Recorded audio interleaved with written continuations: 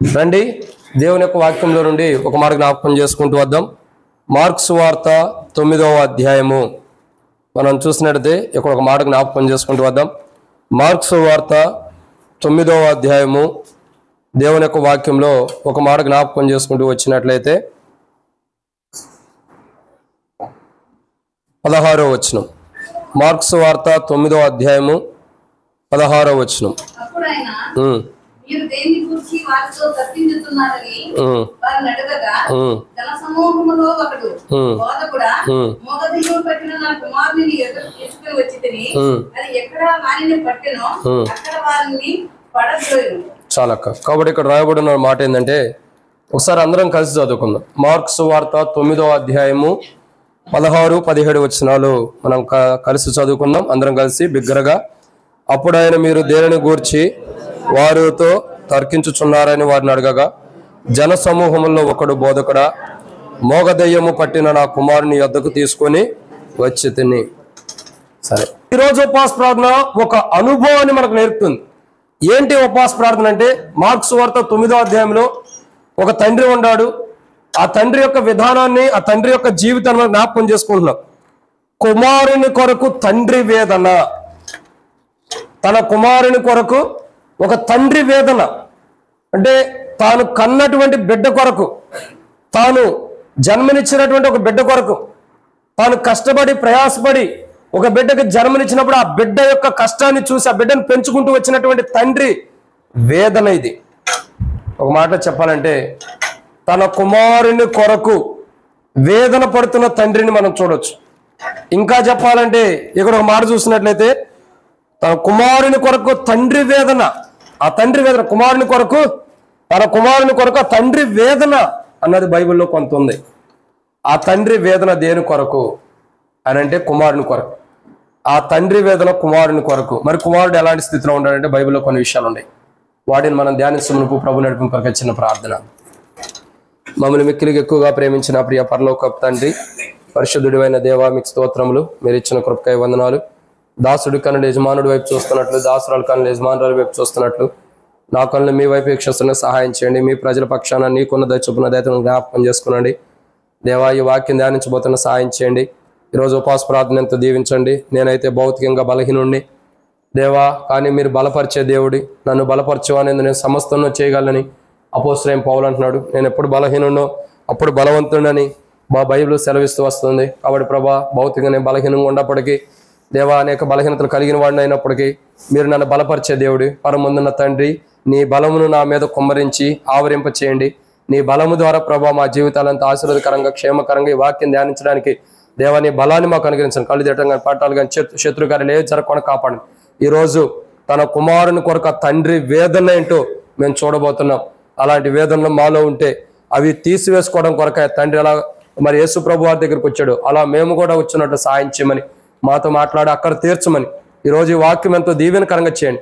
మరొకసారి ఈ వాక్యం ధ్యానించడం కొరకు నేను నిష్ప్రయోజకమైన వాడిని, ఎన్నిక లేని వాడిని, మట్టివాడిని, నీచుడిని, పరిగ్రాని వాడిని ఒప్పుకుంటున్నా. ఇక్కడ కూర్చున్న నీ ప్రజల కన్నా గొప్పవాడిని కాదని ఒప్పుకుంటున్నా. దాసుడు కళ్ళు యజమానుడి వైపు చూస్తున్నట్లు, దాసురాల కళ్ళు యజమానురాల వైపు చూస్తున్నట్లు మా కళ్ళు మీ వైపు వీక్షిస్తున్నాగా మీరే సహాయం మన గురించి మహిమ పొందండి. నీ ప్రజల పక్షాన నీకున్న దయ చొప్పున దయతో నన్ను జ్ఞాపకం చేసుకుని మాతో మీరు మాట్లాడమని మీ దయగల హస్తములకు అప్పచెబుతూ కనబడగల శత్రుకార్యాలు అంధకార శక్తిని బంధిస్తూ నాతో మీరు మాట్లాడి వాక్య వెలుగులో మమ్మల్ని సరిచేసి మహిమ పొందమని, మేము ఎలా ప్రార్థించాలో కూడా మాకు నేర్పించమని, వేటి కొరకు ప్రార్థించాలో కూడా బయలుపరచమని, మా ఈ కుటుంబాన్ని కూడా దీవించండి. దుర్గన్న అక్క కొరకు అదే రీతిలో ప్రభా మరి పిల్లల కొరకు కూడా ప్రార్థన చేస్తున్నాను, దీవించండి. వారి కుటుంబాల క్షేమం కొరకు ఈ కూడికి ఎంత ఆశీర్వాదకరంగా చేయమని ప్రభు యేసుక్రీస్తు నామం పేరిట విశ్వాసంతో ప్రార్థించి స్తుతించి అడిగిపెట్టుకుంటున్నాం తండ్రి, ఆమేన్.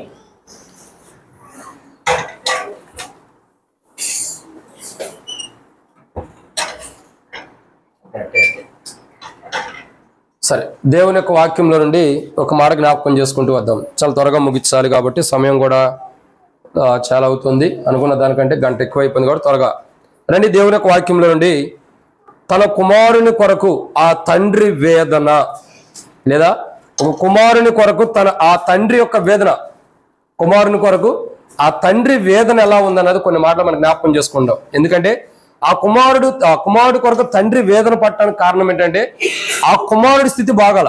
ఆ కుమారుడు ఎలా ఉన్నాడు అని అంటే అంటే అలాంటి కుమారుడు కొరకు తండ్రి వేదన కలిగి ఉంటున్నాడు. ఆ కుమారుడు ఎలా ఉంటాడంటే మార్కు సువార్త 9వ అధ్యాయం, మార్కు సువార్త 9వ అధ్యాయం 18వ వచనం. మార్కు సువార్త 9వ అధ్యాయం 18వ వచనం.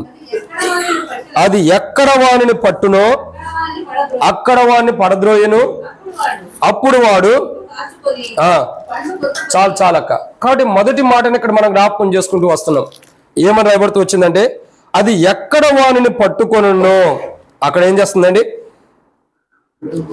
ఏం చేస్తుంది అక్కడ చూడండి, జాగ్రత్త గమనించినట్లయితే అది ఎక్కడ వాడిని పట్టునో అక్కడ వానిని పడద్రోయును. కాబట్టి ఇక్కడ మొదటి మాటను చూసినట్లయితే ఇక్కడ దేవుని యొక్క వాక్యం చూడగా కుమారుని కొరకు ఆ తండ్రి వేదన దేని కొరకు అంటే ఆ కుమారుని యొక్క స్థితి ఎలా ఉంది, ఎక్కడ పట్టుకుంటుందో అక్కడ పడద్రోస్తుందంట. ఇక్కడ మొదటి అనుభవం చూసినట్టయితే అక్కడ పనుకొని పెట్టేస్తుంది. ఒక రకంగా పడద్రోయును అంటే అర్థం ఏంటంటే పడుకొని పెట్టేస్తుంది. ఓ మాటలో చెప్పాలంటే తండ్రికి వేదన ఏంటంటే ఆ కుమారుని కొరకు ఆ తండ్రి వేదన దేని కొరకు అంటే ఆ కుమారుడి స్థితి బాగాల. కుమారుడు ఎలా ఉన్నాడంటే మొట్టమొదటిగా పడవేయబడుతున్న స్థితిలో ఉన్నాడు. ఎలాంటి స్థితిలో ఉన్నాడండి? పడవేయబడుతున్నటువంటి స్థితిలో ఉన్నాడు. ఆ తండ్రికి వేదన కలిగి ఉండటానికి కారణం, ఆ తండ్రి వేదనతో ఉండటానికి కారణం, ఆ తండ్రిలో వేదన ఉండటానికి గల మొదటి కారణం ఏంటంటే తన కుమారుని స్థితి ఎలా ఉందంటే ఎక్కడ పడితే అక్కడ పడిపోయే స్థితిలో ఉన్నాడు. ఎలా పడిపోతున్నాడంటే శత్రువు ద్వారా పడిపోతున్న అనుభవం ఉంది.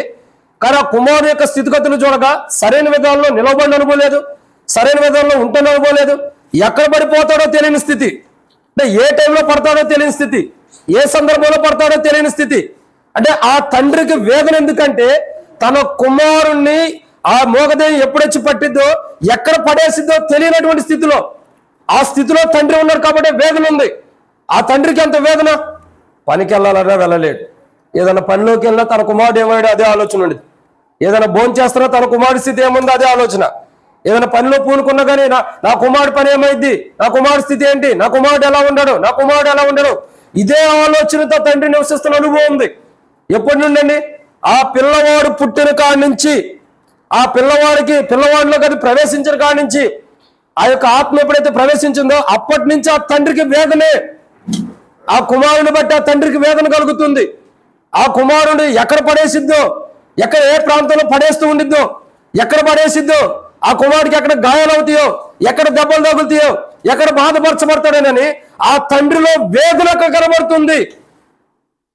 ఒక వ్యక్తి వచ్చాడు యేసుప్రభు దగ్గరికి, యేసుప్రభా నా పిల్లవానికి దయ్యం పట్టింది, లేదా నా పిల్లవాడి స్థితి ఇలా ఉంది, వాడు ఎక్కడ ఏం చేస్తున్నాడు, ఎక్కడ పడిపోతాడో తెలియని స్థితిలో ఉన్నాడు, నీకు ఇష్టమైతే నా పిల్లవాడిని స్వస్థపరచు. నేను స్వస్థపరచగలను, నువ్వు నమ్ముచున్నావా? నమ్ముతున్నాను ప్రభా. నమ్మువానికి సమస్తం సాధ్యమే. నువ్వు నమ్మినలా దేవుని మహిమను చూస్తామని బైబిల్లో రాబడుతూ వచ్చింది. ఇక్కడ ప్రాముఖ్యత ఏంటంటే తండ్రికి వేదన ఉంది. ఏంటా వేదన? ఆ కుమారుడి నిమిత్తమే తండ్రికి వేదన ఉంది.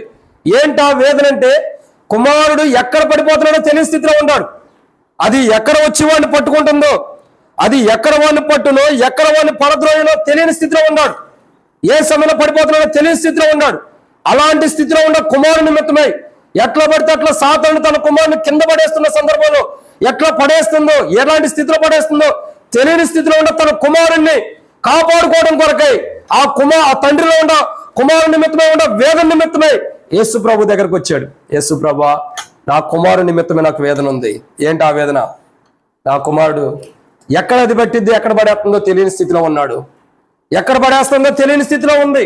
కానీ నా కుమారుడు చాలా వేదనతో ఉన్నాడు, లేదా నా కుమారుని యొక్క స్థితితో ఉంది, నా కుమారుని నిమిత్తమే వేదన ఉంది. దాన్ని తీసేస్తావా? ఆ వేదనని నేను అలా చేయగలను, నువ్వు నమ్ముచున్నావా? ఆ వేదన నేను తీసేయగలను, నమ్ముచున్నావా? నమ్ముతున్నా ప్రభా. అయితే నమ్ము అనే సమస్తం సాధ్యమే. మొట్టమొదటిగా ఆ యొక్క తండ్రి కుమారుని కొరకు, ఆ తండ్రి వేదన దేని కొరకు అంటే కుమారుని యొక్క స్థితి బాగోలే. కుమారుని స్థితి ఎలా ఉంది? మొట్టమొదటిగా ఎక్కడ పడుతుందో, ఎక్కడ పడేయబడుతున్నాడో అర్థం కాని స్థితిలో ఉంది. ఏ టైంలో పడిపోతాడో, ఏ టైంలో ఎలా ఉంటాడో తెలియని స్థితిలో ఉన్నాడు కుమారుడు. రెండోదిగా కుమారుడు ఎలా ఉన్నాడంటే రండి, ఆ తండ్రి వేదన ఎందుకొరకు అంటే రెండోదిగా మార్కు సువార్త 9వ అధ్యాయం 18వ వచనం. అక్కడ వాడిని పడగొని అప్పుడు వాడు నురుగు కాచుకొని పండు కొరుకుకొని దాన్ని వెళ్ళగొట్టుడని నీ శిష్యులను అడిగితే గాని అది వారి చేత కాలేదని ఆయన చెప్పారు. అది కాబట్టి ఇక్కడ రెండో మాటను మనం చూస్తున్నాం. రెండోదిగా ఆ యొక్క కుమారుని కొరకైన వేదన, కుమారుని కొరకు ఆ తండ్రి వేదన. ఎందుకోసం ఆ తండ్రి వేదన అంటే, మొదటిగా ఎందుకోసం ఆ తండ్రి వేదన?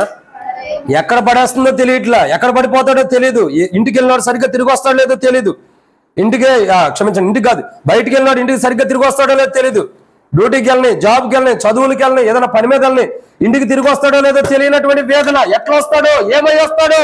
ఒక తండ్రికి తన లోపల తన కుమారు నిమిత్తమై ఉన్న వేదన చూడగా అది ఎంతో బాధకరంగా, దుఃఖకరంగా, తండ్రి తింటానికి కూడా లేని స్థితిలోకి వచ్చేస్తుంది. ఆ వేదన కడుపు నిండా తినలేనటువంటి స్థితిలోకి తీసుకొస్తుంది. ఆ కుమారు నిమిత్తమై వేదన తండ్రికి. ఎందుకు? ఎక్కడ పడిపోతాడో, ఎలా ఉంటాడో తెలియనటువంటి స్థితి. రెండవదిగా చూడగా ఆ కుమారుని కొరకై తండ్రి వేదన. ఎందుకు? నురుగు కార్చుకునే స్థుతి. నురుగు కార్చుకునే స్థుతి అంటే నోటి వెంట నురుగు కారిపోతుంది. రెండవదిగా ఇక్కడ చూసినట్లయితే మార్క్స్ వార్త 9వ అధ్యాయం 18వ వచనం చూడగా అప్పుడు వాడు నురుగు కార్చుకొని. సో ఆ కుమారుడు యొక్క స్థితిగతులు ఎలా ఉంది? నురుగు కార్చబడిన స్థితిలో ఉన్నాడు. ఇప్పుడు నురుగు కార్చుకునే వాళ్ళు మనం దగ్గర తీసుకుంటామా? నోటి నుండి నురుగు కార్చుకుంటున్నాడు అనుకో, సహజంగా మనం పుట్టిన పిల్లలే నురుగు కార్చుకుంటూ వస్తే మనం ఏం చేస్తాం? ఒక టవల్ తీసుకుని మూతంతా చక్కగా తుడుస్తూ వస్తాం. అవునా? తుడుస్తాం. ఎందుకని? ఆ నోటి నుండి నురుగు వస్తుంటే, ఆ ఉమ్ము వస్తుంటే దాన్ని చూడటం ఎవరు ఇష్టపడరు. నోటి నుండి ఉమ్ము పెట్టుకున్న వాడి దగ్గరికి వెళ్ళి పెదాలు ఆనిచ్చి ముద్దు పెట్టుకుంటావా? పెట్టుకో. ఎందుకని? అసహ్యం అనిపించేది. ఆ ఉమ్ము చూడగా మనకు అసహ్యం అనిపించింది. అంతకుముందు మనం ముద్దు వచ్చే మన పిల్లలే. ఆ పిల్లలంటే మనకి ఎంతో చూడముచ్చడుకుంటారు. ఆ పిల్లలంటే ఎంతో ముద్దు పెట్టుకుంటాం. నా తండ్రి, నా కొండ, నా బుజ్జి అని అనుకుంటాం. ఎంత ప్రేమిస్తామో. వాడి నోట్లో నుండి నురుగు వస్తుంటే ఏం చెప్తాం? తుడస్తానికి ఇష్టపడతాం. దగ్గర తీసుకుని ముద్దు పెట్టుకుంటామా? లేదు. అంటే ఎలాంటి స్థితిలో ఉన్నాడు ఇప్పుడు కుమారుడు? అసహ్యమైన స్థితిలో ఉన్నాడు. ఎలాంటి స్థితిలో ఉంటాడండి? అసహ్యమైన స్థితిలో. ఓ రకంగా చూడగా తండ్రికి ఎంత వేదన, కుమారుని కొరక తండ్రి వేదన. దేని కొరక తండ్రికి వేదన అంటే కుమారు స్థితి బాగాలేదు. ఆ కుమారుడు మొట్టమొదటిగా పడద్రోయబడుతున్న స్థితిలో ఉన్నాడు. ఎక్కడ ఏమైతే తెలియని స్థితిలో ఉన్నాడు. రెండోదిగా అసహ్యమైన స్థితి. నురుగు కార్చుకోవటం అంటే అసహ్యమైన స్థితిలో ఉన్నాడు. చూడండి, దావీదు రాజు ఉన్నాడు. ఒకనొక సందర్భంలో వేరే వాళ్ళ చేతికి చిక్కబడ్డాడు. పట్టుకున్నారు అనుకోండి. దావీదు రాజుని పట్టుకున్నారు. దావీదు రాజుని తీసుకెళ్లి ఒక రాజు ఎదురు పెట్టినప్పుడు ఆ రాజు ఏమన్నాడు? సౌలు అల్లుడు ఇతడా, గొల్యాదుని చంపినోడు ఇతడా ఓ పిచ్చోడిని తీసుకొచ్చి నా దగ్గర తీసుకొచ్చి దావీదు అని చెబుతారేంటి? అప్పుడు దావీదు స్థితి ఎలా ఉందో చెప్పండి. నురుగు గార్చుకుంటూ, గోడల మీద గీక్కుంటూ, పిచ్చోళ్ళలాగా నురుగు గార్చుకుంటూ ఉంటాడు. ఈ పిచ్చోడిని తీసుకొచ్చి ఆ రాజు కల్లుడు ఏం చెప్తారేంటి? వీడిని ఇక్కడి నుంచి అర్జెంట్గా తీసుకెళ్ళిపోయి వీడు ఎక్కడ ఉండడానికి వెళ్ళాడు అన్నాడు. అంటే అర్థం ఏంటి? పోన్లే పిచ్చోడో ఇచ్చోడో నా దగ్గర కూర్చోబెట్టను అన్నాడా? అసహించుకున్నాడు రాజు. ఇప్పుడు ఆ కుమారుని యొక్క స్థితిగతులు ఎలా ఉంది అంటే అసహించబడిన స్థితిలో ఉంది. అసహించుకుంటున్నటువంటి అనుభవం ఉంది. నురుగు కాల్చుకుంటారంటే అసహించుకోబడుతున్న అనుభవం. ఎవరైనా మన మొక్క మీద ఉమ్మేశారనుకో, పోన్లే ఉమ్మేసాం అని చెప్పి తుడుచుకుంటామా? ఏం చేస్తాం మనం? అసహించుకుంటాం. ఏమిరా నీ కళ్ళు కాపాడతలేదా, నీ కళ్ళు ఎక్కడ పెట్టుకున్నావు అని తిడతాం. అంటే అర్థం ఏంటి? అసహించుకోవటం, కోపగించుకోవటం. కానీ ఇక్కడ ఉన్న కుమారుని యొక్క స్థితిగతులు అలాంటి స్థితిలో కుమారుడు ఎలా ఉన్నాడంటే, ఒకటి ఆ కుమారుడు ఎలా ఉన్నాడు? మొట్టమొదటిగా కుమారుడు ఎక్కడ పడగొట్టబడుతున్నాడో, ఎలాంటి స్థితిలో ఉన్నాడు, ఎక్కడ పడిపోతాడో తెలియని స్థితిలో ఉన్నాడు. రెండో కుమారుడు ఎలా ఉన్నాడంటే, రెండోగా కుమారుడు యొక్క స్థితిగతులు ఎలా ఉన్నాడు? అసహ్యమైన స్థితిలో ఉన్నాడు. అంటే తను చూసినప్పుడు, తన జీవితాన్ని చూసినప్పుడు, తన స్థితిగతులు చూసినప్పుడు, ఆ తండ్రి యొక్క స్థితిగతులు, ఆ తండ్రి ఆ కుమారుడు చూడగా అసహ్యం అనిపించిన అనుభవం ఉంటున్నాడు ఆ కుమారుడు. అయినా తండ్రి కాదనుకుంటాడా? ఏ తండ్రి అయినా తన బిడ్డ అసహ్యమైన స్థితిలో ఉన్నా కాదనుకోడు, దగ్గర తీసుకుంటాడు. కాబట్టి ఇక్కడ కుమారుని కొరకే తండ్రి వేదన. కుమారుడు ఏ స్థితిలో ఉన్నాడంటే, మొదటిగా కుమారుడు ఎక్కడ పడిపోతాడు తెలియని స్థితిలో ఉంటాడు. రెండోదిగా చూడగా అసహ్యమైన స్థితిలో ఉన్నాడు. ఈ అసహ్యమైన స్థితిలో ఉన్న వ్యక్తి, నురుగు కాచుకుంటూ ఉన్నటువంటి వ్యక్తి, నోటి నుండి నురుగు పడిపోతున్న సందర్భంలో ఉన్న వ్యక్తి, అలాంటి వ్యక్తి కొరకు, అలాంటి వ్యక్తి ఆరోగ్యకరంగా, అలాంటి వ్యక్తి సర్వ సమృద్ధులతో కలిగినటువంటి జీవంతో కూడినటువంటి ఆరోగ్యం కలిగి ఉండటం కొరకు, ఆ వ్యక్తి బాగుండటం కొరకు ఆ తండ్రి కుమారుని కలిగి ఉన్నటువంటి ఆ తండ్రి యేసుప్రభు దగ్గరికి వచ్చి అన్నాడు.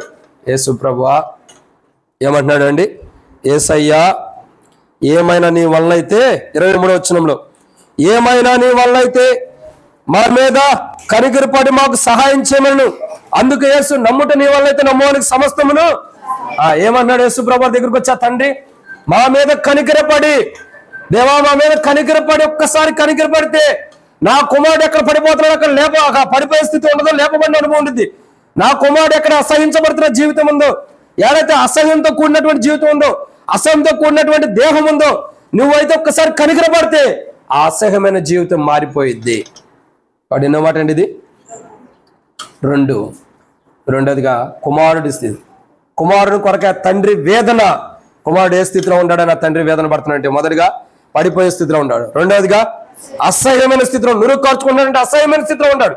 ఆ కుమారుడు యొక్క జీవితం బాగుపడాలని, అందరూ అసహించుకున్నటువంటి తన కుమారుడు మంచివాడు కావాలని, తన కుమారుడు శ్రేష్టకరమైన వాడు ఉండాలని తండ్రి యొక్క వేదన, నా కుమారుడు బాగుండాలి.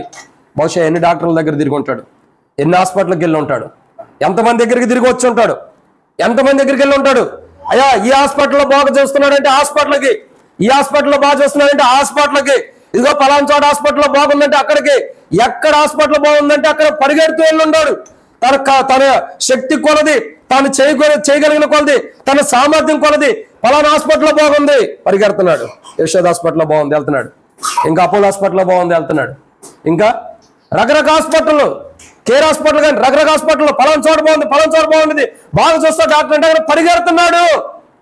ఎక్కడ ఏ స్వస్థత రాలా.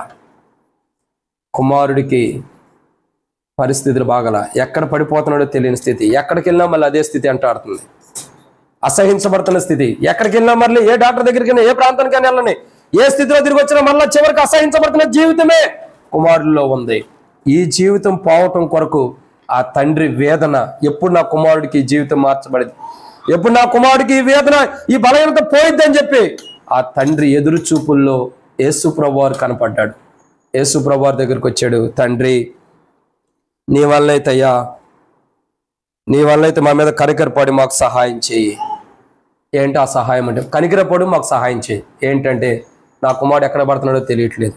2, నా కుమారుడు అసహ్యమైన స్థితిలో ఉంటున్నాడు, మా మీద కనికరపడి మాకు సహాయం చేయి. 3వదిగా చూసినట్టయితే రండి, మార్క్స్ వార్త 9వ అధ్యాయం 18వ వచనం.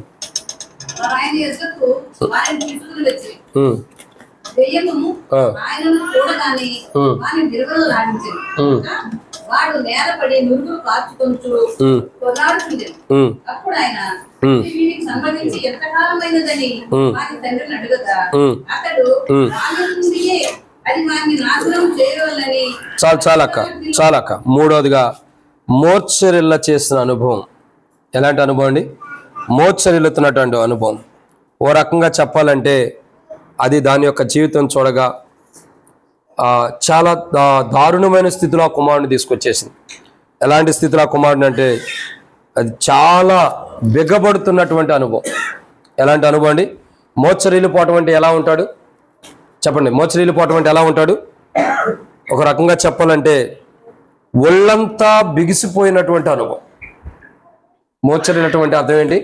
ఒళ్ళంతా బిగిసిపోయిన అనుభవం, టైట్ అయిపోతున్న అనుభవం.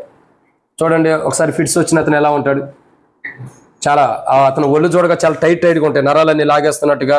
మనం ఏదన్నా చేతిలో ఆ యొక్క ఏమిటది తాళం కానీ ఏదన్నా పెట్టినా కానీ చెయ్యి అట్లా ఉండేది, మనం తీయటానికి కూడా కష్టం ఉంటుంది, చెయ్యి చాలా గట్టిగా ఉండిపోయింది, టైట్ అయిపోతున్నాను. అంటే ఒళ్ళంతా బిగిసిపోయినటువంటి అనుభవంలో కుమారుడు ఉంటున్నాడు. ఒకటి ఆ కుమారుడు పడిపోతున్న స్థితిలో ఉన్నాడు, 2 ఆ కుమారుడు అసహ్యమైన స్థితిలో ఉన్నాడు, 3 ఆ కుమారుడు ఎలా ఉన్నాడంటే ఎలా ఉన్నాడు చెప్పు తెరీసా? ఎలా ఉన్నాడు? మనసు ఎడబెట్టు, అటు చూడొద్దు. కానీ 3వదిగా ఆ కుమారుడు ఎలా ఉన్నాడంటే ఎలా ఉన్నాడు? మోర్చరిల్లిన అనుభవం, అంటే ఒళ్ళంతా బిగిసిపోతున్న అనుభవం. ఓ రకంగా చెప్పాలంటే తన ఒళ్ళే తనకు తెలియనటువంటి అనుభవం, తన దేహమే తనకు తెలియనటువంటి అనుభవం, తన దేహంలో ఏం జరుగుతుందో కూడా తెలియనటువంటి అనుభవం, తన దేహానికి ఏమైపోతుంది అన్నది కూడా తెలియనటువంటి అనుభవం, తన దేహంలో తనకేం జరుగుతుందో కూడా తెలియని స్థితిలో కుమారుడు ఉన్నాడు. కానీ తండ్రికి తెలుసా కుమారుడికి ఏం జరుగుతుంది అన్నది, తండ్రికి తెలుసా కుమారుని యొక్క బాధ ఏంటన్నది, ఆ కుమారునికి ఏం జరుగుతుందో, ఆ కుమారుడి స్థితి ఎలా ఉందో తండ్రికి తప్పితే మరెవరికి తెలియదు. ఎవరో తెలుస్తుందండి? మరెవరో తెలియదు అని ఎందుకంటున్నానంటే అంత వేదన ఎప్పుడు తండ్రి కుమారుడు దగ్గర ఉంటారు కాబట్టి ఆ వేదన తండ్రికే తెలుసు ఎక్కువగా. ఇక్కడ మనం చూస్తున్న 3వ కోణం ఏంటంటే ఆ కుమారుని కొరకే తండ్రి వేదన. ఎందుకంటే కుమారు స్థితి బాగాల, కుమారుడు మొదటిగా ఎలా ఉన్నాడు? పడిపోయిన స్థితిలో ఉన్నాడు. 2 అసహ్యమైన స్థితిలో ఉన్నాడు. 3వదిగా కుమారుడు చూడగా బిగిసిపోతున్న మూర్ఛరెత్తున బిగిసిపోతున్నాను అంటే తన దేహంలో తనకేం జరుగుతుందో తెలియని స్థితిలో ఉన్నాడు. తన దేహంలో తనకేం జరుగుతుందో తెలియనటువంటి అనుభవం ఉన్నాడు. ఏ సమయంలో ఏం జరుగుతుందో, ఏ పరిస్థితిలో ఏం జరుగుతుందో, తన కుమారుడికి ఏ సమయంలో తనకు ఏం జరుగుతుందో తెలియని స్థితిలో ఉన్నాడు. ఆ కుమారుడికి కూడా తెలియదు, నీకు ఇది జరిగిందయ్యా, నీకు అలా జరిగింది, ఇలా జరిగిందని ఎవరైనా చెప్తే తప్ప ఆ కుమారుడికి కూడా తెలియని స్థితిలో ఉన్నాడు. అంటే ఏం జరుగుతుందో కూడా తెలియనటువంటి పరిస్థితుల్లో కుమారుడు ఉన్నాడు. ఏమవుతుందో, ఏం జరుగుతుందో, ఏం జరగబోతుందో, అసలు జరిగిందంటూ కూడా ఏంటన్నది తెలియని స్థితిలో. ఫిట్స్ వచ్చిన వాళ్ళు చూడండి, కొంతమంది ఫిట్స్ వచ్చిన వాళ్ళు మనం చూడగా వాళ్ళు ఎలా ఉంటారు? తర్వాత వాళ్ళకి తెలియదు ఏం జరిగిందన్నది తెలియదు. తెలిసిద్దా? తెలియదు ఫిట్స్ వచ్చిన వాళ్ళకి. ఆ తర్వాత లేచి చూసుకుంటాడు, ఏంది నేనేంది ఎక్కడ ఉన్నాను అనుకుంటాడు. ఎక్కడో రోడ్డు మీద పడిపోయి ఉంటే నేనేంది ఎక్కడ ఉన్నాను అంటే తెలియని స్థితి, మోచరిలో అనుభవం. అంటే ఎక్కడ తన దేహానికి అసలు ఏం జరుగుతుందన్నది కూడా తను తెలియని స్థితిలో ఉన్నాడు. కనీసం దేహాన్ని కాపాడుకోలేని స్థితిలో ఉన్నాడు, దేహాన్ని చక్కపరుచుకోలేని స్థితిలో ఉన్నాడు, దేహాన్ని సరిదిద్దుకోలేని స్థితిలో ఉన్నాడు. ఇలాంటి కుమారుని చూడగా తండ్రికి వేదన ఉంది. కుమారుని కన్నాను అన్నదానికంటే సంతోషం కంటే కూడా ఆ కుమారుని కొరకైన వేదన తండ్రిలో ఎక్కువ ఉంది. చాలా మంది అనుకుంటారు, అబ్బా నాకు 2-3 ఆడపిల్లలు పుట్టారే, ఒక్క కుమారుడైనా పుడితే బాగుండేది. కానీ ఇక్కడ తండ్రికి ఎలా ఉందండి? వేదన ఉంది. కుమారుని కొరకైన వేదన తండ్రికి ఉంది. నా కుమారుని పరిస్థితి ఇది, ఎక్కడ పడిపోతున్నాడో తెలియదు, ఎక్కడ అసహ్యమైన స్థితిలో ఉంటాడో తెలియదు, ఎవరు అసహించుకుంటారో తెలియదు. 3వదిగా కుమారుడు ఎలా ఉన్నాడు? మోచరిన స్వభావం, మోచరిన జీవితం. అంటే ఒళ్ళంతా బిగిసిపోతుంది. అంటే తన దేహానికి ఏం జరుగుతుందో తను తెలియని స్థితిలో ఉన్నాడు. అసలు తన దేహం ఏమవుతుంది, తనకు ఏం జరుగుతుంది, ఏ బలహీనత తనలో ఉంది, ఏ అనారోగ్యం తనలో ఉంది, ఏ బాధతో తాను బాధించబడుతున్నాడు కూడా తెలియనటువంటి స్థితిలో ఆ కుమారుడు ఉన్నాడు. ఎలాంటి స్థితిలో ఉన్నాడండి? తెలియనటువంటి స్థితిలో ఉన్నాడు ఆ కుమారుడు. అలాంటి కుమారుడు కొరకు యేసు ప్రభు దగ్గరికి వచ్చాడు తండ్రి. అయ్యా నా కుమారుడి స్థితి ఇది, ఏం జరుగుతుందో తెలియని స్థితిలో నా కుమారుడు ఉన్నాడు. ఆ కుమారుడు దేహం ఏమవుతుందో తన తెలియని స్థితిలో ఉన్నాడు. తనలో ఒక నవీనమైనటువంటి విధానం తీసుకురా ప్రభా, ఆ బాధ తన నుండి వదిలిపోయేటట్టు చేయి ప్రభా అని యేసు ప్రభు దగ్గరికి వస్తున్నాడు. మా మీద కనికరపడి మాకు సహాయం చేయి. నా బిడ్డ ఎక్కడ పడిపోతున్నాడు అలా పడిపోకుండా సహాయం చేయి. నా బిడ్డ ఎక్కడ నురుక్కు కరుస్తున్నా అంటే ఎక్కడైతే ప్రభు అసహ్యమైన స్థితిలో ఉంటాడో ఆ స్థితి లేకుండా చేయి.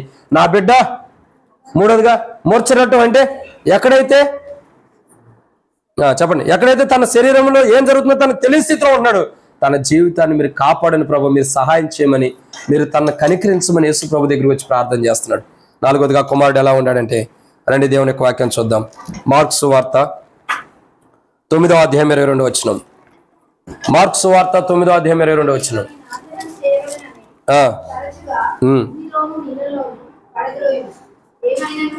అక్క ఇంటికాడ ఇదే స్వరమా? ఇంటికాడ ఎట్లాగే మాట్లాడతారా? ఇంటికాడ ఎట్లా మాట్లాడతాం అట్లా చదవండి బైబిల్.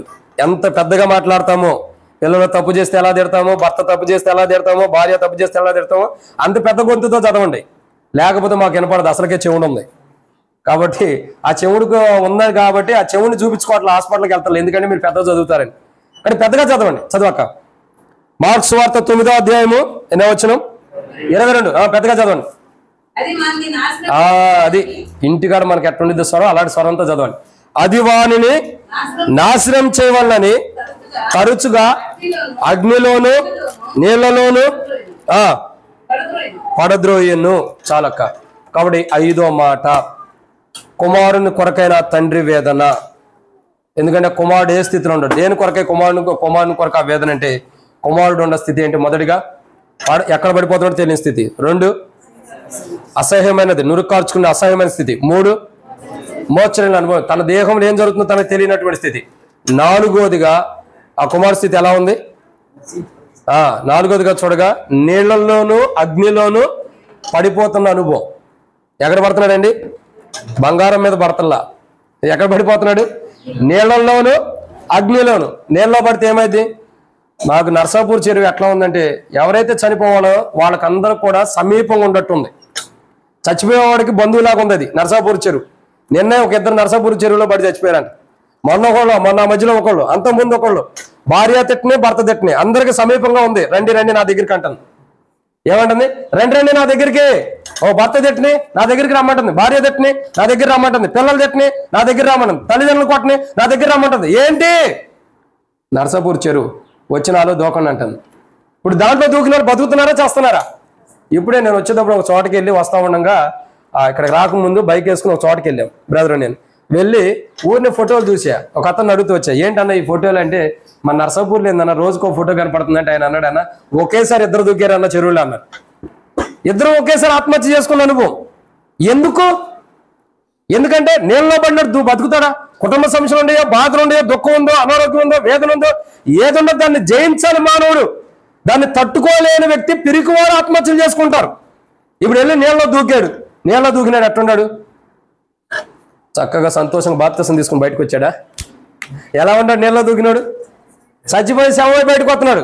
పోనీ అగ్నిలో పడ్డవాడన్నా బాగుంటాడా? శద్రక్ మిషక్ అభిజ్ఞలాగా బయటికి రావడానికి మనం ఏమో అలాంటి భక్తులం కాదు కదా. మరి ఎక్కడ ఉన్నారు అగ్నిలో పడ్డవాళ్ళు? కోరాహు యొక్క జీవితం ఈ రోజు నా డైలీ పోర్షన్ అదే. కోరాహు యొక్క జీవితం చూడండి. దేవుని కోపం కోరాహు యొక్క సమూహం మీద రగులుకున్నప్పుడు ఏం జరుగుతూ వచ్చింది? భూమి నోరు తెరిచి మింగేసేసింది అందరినీ. అంతా పాటు ఉన్నవారు అందరూ మింగేసింది. మోసే చెప్పాడు, తాను తప్పక తను సహకరించే తప్ప మిగతా వాళ్ళందరూ దూరం వెళ్ళిపోమన్నాడు. ఎవరైతే సహకరించే వాళ్ళు ఉన్నారో వాళ్ళందరినీ మింగేసింది. ఎవరు? భూమి. దేవుని యొక్క కోపం అగ్ని రగులుకున్నప్పుడు, అగ్ని మండుతున్నప్పుడు మానవుని కాల్చేసిద్ది. ఇలారా అగ్నిలో పడ్డవాడన్నా కొంతసేపటికి చస్తాడేమో, నీళ్ళలో పడ్డవాడు పడ్డ తర్వాతే చచ్చిపోతాడు. ఎందుకంటే సమయం ఉండదు, నీళ్లు అట్లా మానవుని చంపేస్తాయి. కానీ ప్రియులారా, ఇక్కడ ఈ కుమారుని యొక్క స్థితిగతులు ఎలా ఉండేవి చూడండి. ఎంతో కష్టతరమైన స్థితి, ఎంతో ప్రమాదకరమైన స్థితిలో ఒక తండ్రి ఉన్నాడు. తండ్రి కుమారుని కొరకు వేదనతో ఉన్నాడు. తండ్రి ఉంటే కుమారుడు ప్రమాదకరమైన స్థితిలో ఉన్నాడు, తండ్రి వేదనతో ఉన్నాడు. తన కుమారుడు చిన్న వాటికి చిన్న విషయాలని కాదు, ఆ కుమారుని దయ్యం బట్టి ఏం చేస్తుంది? నీళ్ళలో పడేస్తుంది. ఎక్కడ పడేస్తుంది? అగ్నిలో పడేస్తుంది. ఎందుకు? తన ప్రాణాన్ని కోరుకుంటుంది. ఇప్పుడు ఆ తండ్రి బాధ ఎలా ఉంది చూడండి. ఆ తండ్రికి ఎలా ఉంటుంది? వేదన తప్పకేమన్నా ఉంటుందా? బాధ తప్పకేమన్నా ఉంటుందా? అందుకే వేదన కలిగిన తండ్రి అని మనం అంటున్నాం. కుమారుని కొరక తండ్రి వేదన. కుమారుడు ఎలాంటి స్థితిలో ఉన్నాడంటే, ఒకటి పడిపోయే స్థితిలో ఉన్నాడు, ఎక్కడ పడతాడో తెలియని స్థితిలో. 2 అసహ్యమైన స్థితిలో ఉన్నాడు, నురుగార్చుకుంటూ. 3 మూర్ఛనీయంలో అనుభవం, అంటే బిగిసిపోయిన తన శరీరంలో ఏం జరుగుతుందో తనకు తెలియని స్థితి. 4 నీళ్లలోనూ అగ్నిలోనూ పడదవేయబడుతున్న అనుభవం. అంటే అర్థం ఏంటి? తన జీవితంలో మరణానికి సమీపంగా ఉంటున్న అనుభవాలు ఉన్నాయి. ఒక రకంగా చెప్పాలంటే మరణపు వేదనలు పొందుతున్నవాడు అని చెప్పొచ్చు. ఎలాంటి వాడు? మరణపు వేదనలు కలిగిన అనుభవంలో కుమారుడు ఉన్నాడు. మరణపు వేదనలు కలిగిన అనుభవంలో కుమారుడు ఉన్నాడు. కాబట్టి తండ్రికి ఎలా ఉంటుంది? వేదన ఉంది. అయ్యో నా కుమారుడి స్థితి ఏంటి? నా కుమారుడి పరిస్థితి ఏంటి? నా కుమారుడు ఏమైపోతాడు? ఇలాంటి పరిస్థితిలో నా కుమారుడు ఉన్నాడు, నా కుమారుడి స్థితి ఏంటి అని వేదనతో ఉన్నాడు. ఎందుకు? ఆ కుమారుడిని ఆ దెయ్యం పట్టించింది ఇంటికాడ ఉంచుతుందా? చక్కగా బెడ్ మీద పడుకయ్యా, మంచం మీద పడుకొని పెడుతుందా? లేదు ఇంటికాడ ఎట్టగొట్టి ఉండరా అని చేస్తుందా? లేదు. ఆ కుమారుని తీసుకెళ్ళి ఏం చేస్తుంది? నీళ్ళలో పడేస్తుంది. ఆ కుమారుని తీసుకెళ్ళి ఏం చేస్తుంది? అగ్నిలో తరచుగా అగ్నిలో పడేస్తుందంటే నీళ్ళలో పడేస్తుందంటే తరచుగా. ఎన్ని పరిస్థితులు జరుగుంటో తెలీదు. నీళ్ళలోనూ అగ్నిలోనూ ఎన్నిసార్లు పడి ఉంటుందో తెలీదు. ఇన్నిసార్లు పడిన అతను బతుకుండాలంటే కారణం ఏంటి? ప్రభు స్వస్థపరచాలి. తన వేదన తండ్రికుండా వేదన తీసేయాలి. ప్రియులారా, 4వదిగా కుమారుడు నీళ్ళల్లోనూ అగ్నిలోనూ, అంటే ప్రమాదకరమైన పరిస్థితిలో ఉన్నాడు. ఆ కుమారుడు ఎలాంటి స్థితిలో ఉన్నాడు? ప్రమాదకరమైన స్థితిలో, ప్రమాదం కలిగినటువంటి పరిస్థితిలో ఉన్నాడు. ప్రమాదం పొంచి ఉన్నటువంటి పరిస్థితిలో ఉన్నాడు ఆ తండ్రి. క్షమించండి, ఆ కుమారుడు. ఇప్పుడు ఆ తండ్రికి ఎలా ఉంది? నా కుమారుడికి ఏ పక్క నుండి ప్రమాదం వచ్చిద్దో, ఏ వైపు నుండి ప్రమాదం వచ్చిద్దో, ఏ వైపు నుండి కీడు వచ్చిద్దో, ఏ వైపు నుండి ప్రమాదం నా కుమారుని వెంటాడుతుందో అని చెప్పని ఆ తండ్రి తన కుమారుని కొరకు మిగతా పనులని మానుకుని ఆ కుమారుని కొరకు ఎదురు చూస్తున్నాడు. ఎంత బాధ! ఒక తండ్రి తన కుమారుడి కొరకు ఎంత వేదనతో ఉన్నాడు. బయటికి వెళ్ళొస్తే మార్గంలో, నడిచి వెళ్ళొచ్చే మార్గాల్లో కానీ, ఆయా ప్రయాణంలో కానీ నా కుమారుడు వెళ్తున్నాడు, ఏం జరిగిద్దో, ఎటు నుండి ప్రమాదం వచ్చిద్దో, సరైన స్థితి లేదు, సరైన మైండ్ లేదు. ఆ దెయ్యం వచ్చిన తర్వాత నీళ్ళలో అగ్నిలో పడుతున్నాడు అంటే అర్థం ఏంటి? మానసికంగా కరెక్ట్గా లేడని అర్థం. కరెక్ట్గా అర్థం ఏంటండి? మానసికంగా కరెక్ట్గా లేడు. అంటే తన మానసిక స్థితి సరైన విధానం లేదు. ఎక్కడ పడతాడో, ఎక్కడ పడిపోతాడో తెలియని స్థితిలో ఉన్నాడు. అంటే మానసికమైన స్థితి సరైన కోణంలో లేదు ఆ తండ్రికి, క్షమించిన కుమారుడికి. అందుకే ఆ తండ్రికి వేదన ఉంది. ఆ కుమారుని చూడగా వేదన ఉంటుంది. ఎందుకంటే మానసిక స్థితి సరైన విధానంలో లేదు. సరైనటువంటి మానసిక స్థితి కలిగిన వాడు కాదు. మానసిక స్థితికి సరైన విధానంలో ఉంటే ఏం చేస్తారు? బుచ్చంద్రాన్ లాగా ఏ ఊరైనా తిరిగి వస్తారు. ఏం చేస్తారండి? బుచ్చంద్రాన్ లాగా ఏ ఊరైనా తిరిగి వస్తారు. మానసిక స్థితి సరైన విధానం లేదనుకోండి, నాలాగా నర్సాపూర్లోనే ఉంటారు, ఇంకెక్కడికి వెళ్ళడం. ఇక పోతే అత్మూర తప్పక ఇంకెక్కడ పోడు. అంతే కదా. దూరం పోవాలంటే ఈయన ఎక్కడికి అమెరికాలోకి వెళ్ళమన్నా సరే బైక్ వేసుకుని వెళ్తాడు. అవసరం అయితే దాంట్లో రోడ్డు వేస్తే, నదిలో కూడా సముద్రంలో రోడ్డు వేస్తే సప్త సముద్రం దాటని వెళ్తాడు. ఎందుకంటే ఆయన మానసిక స్థితి బాగుంది. మానసిక స్థితి అన్నది సరిగా లేదు ఇక్కడ కుమారునికి. తన కుమారుని యొక్క స్థితి చూడక మానసికంగా సరైన విధానంలో లేడు కాబట్టి, తన కుమారుని యొక్క మానసికమైన స్థితి సరైన విధానం లేకపోవడం ద్వారా ఆ తండ్రిలో వేదన ఉంది. నా కుమారుని స్థితి ఏంటి? మానసికమైన స్థితి బాగోలే. ప్రియులారా, ఈ యొక్క ఉదయకాల సమయంలో ప్రభు దగ్గరికి వస్తున్నాం. మనం ఉపవాస ప్రార్థనకు వస్తున్నాం. మనం ప్రార్థన చేయాలి. ప్రభా, నా కుమారుని స్థితి ఎక్కడ పడేస్తుందో తెలియని స్థితి. 2, నా కుమారుని స్థితి ఎలా ఉంది? అసహ్యమైన స్థితిని నురుగార్చుకుంటూ. 3, నా కుమారుడు మోర్చలేని అనుభవం. 4, నా కుమారుడు నీళ్ళలోనూ అగ్ని తరచుగా పడుతున్నాడు. 5, నా కుమారుడు ఇంకా చెప్పలా. 4 నీళ్ళలో అగ్నిలు అంటే అర్థం ఏంటి? ప్రమాదకరమైన స్థితిలో ఉన్నాడు. మానసికమైన పరిస్థితి బాగాల. మానసికమైన స్థితి సరైన విధానంలో లేదు. ఏం చేస్తున్నాడో తెలియదు, ఎలా ఉంటున్నాడో తెలియదు. నీళ్ళు ఏంటి, అగ్ని ఏంటో తనకు తెలియదు. ఆ నీళ్ళలో పడేసి వదిలేస్తుంది, అగ్నిలో పడేసి వదిలేస్తుందేమో. ఏం జరుగుతుందో తెలియదు. మానసికమైన స్థితి సరిగా లేదు. 2దిగా ప్రమాదకరమైన స్థితిలో ఉన్నాడు. దాంట్లోనే అలాంటి స్థితిలో ఉన్న కుమారుని కాపాడుకోవడానికి తండ్రి వేదన. యేసు ప్రభు దగ్గరికి వచ్చి అంటాడు, నీ శిష్యుల దగ్గర తీసుకొచ్చాం, వారి వల్ల గాల. నీ శిష్యుల దగ్గర తీసుకొచ్చాం, వారి వల్ల గాల. నీ వల్ల అయితే నువ్వు కార్యం చేయి. మా మీద కనికరపడి, ఏమంటున్నారండి? మా మీద కనికరపడి మాకు సహాయం చెయ్యి. ఇది నీ వల్ల అవుతుంది. నేను చేయగలను నమ్ముతున్నావా? ఆయన చేయగలడు, ఆయన ఫలం దయచేయగలడని నమ్మే యేసు ప్రభు దగ్గరికి వచ్చింది ఆ తండ్రి. ఇప్పుడు ఆ తండ్రి ఏం చేస్తున్నాడండి? నేను నమ్ముచున్నాను ప్రభువా, కానీ నాకు అపనమ్మకం రాకుండా నువ్వు కాపాడు అంటున్నాడు. ఇప్పుడు తండ్రి యొక్క వేదన తీసివేయబడుతుంది. 1, ఆ కుమారుడి స్థితి. ఆ కుమారుడు కొరకై ఆ తండ్రి వేదన. కుమారుడు ఏ స్థితిలో ఉన్నాడు? మొదటిగా పడదోయబడుతున్న స్థితిలో, పడిపోతున్న స్థితిలో ఉన్నాడు. 2, అసహ్యమైన స్థితిలో ఉండి నురుకార్చుకుంటూ. 3, బోర్చరిల్ని అనుకుంటే తన దేహంలో ఏం జరుగుతుందో తన తెలియ స్థితిలో ఉన్నాడు. 4, నీళ్ళలో అగ్నిలో పడవేయబడుతుంది. అంటే అర్థం ఏంటి? ప్రమాదకరమైన స్థితిలో, అంటే మానసికమైన స్థితి, మానసికంగా సరైన విధానంలో లేని స్థితిలో ఉన్నాడు. 5, ఆ కుమారుడు ఎలా ఉన్నాడంటే మార్కు సువార్త 9వ అధ్యాయం. మార్కు సువార్త 9వ అధ్యాయం 20వ వచనం.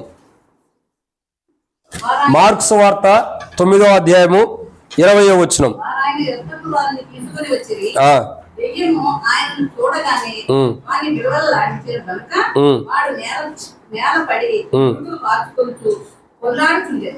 మీ స్వరం కొద్ది గట్టిగా లేదక్క. మోషే చదువుతాడు. చదువు మోషే పెద్దగా, అందరికి వినపడాలి.